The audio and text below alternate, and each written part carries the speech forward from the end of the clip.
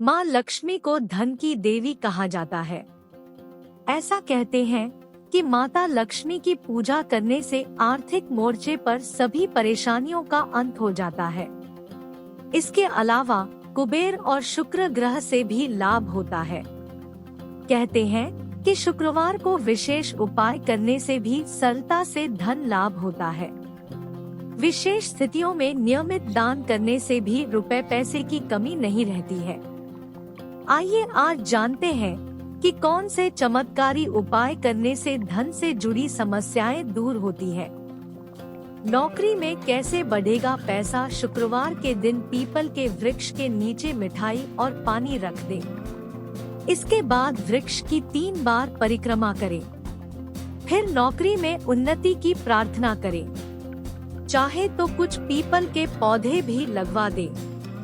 ये उपाय करने से नौकरी में आ रही धन से जुड़ी समस्या दूर हो जाएगी।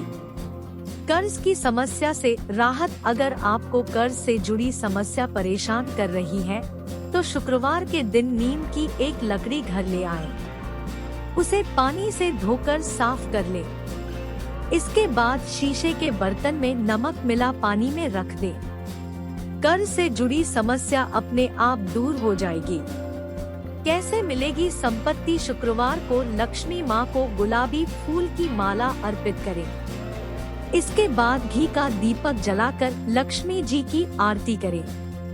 इस दिन बालिकाओं को सफेद मिठाई का दान करें।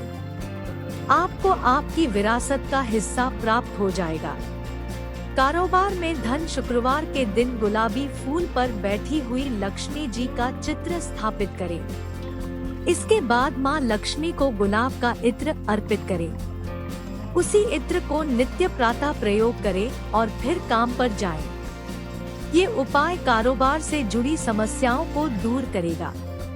व्यापारिक वर्ग से जुड़े लोगों को भी गुलाब के फूल पर बैठी लक्ष्मी की तस्वीर या मूर्ति अपने कार्यस्थल पर रखनी चाहिए। रुका हुआ धन कैसे पाएं वापस? शुक्रवार के दिन गरीबों में मिठाई और कपड़े बांटें। इस दिन जल में थोड़ा सा दूध मिलाकर चंद्रमा को अर्घ्य दें। इसके बाद रुका हुआ धन वापस मिलने की प्रार्थना करें। शुक्रवार के दिन सात्विकता बनाए रखें।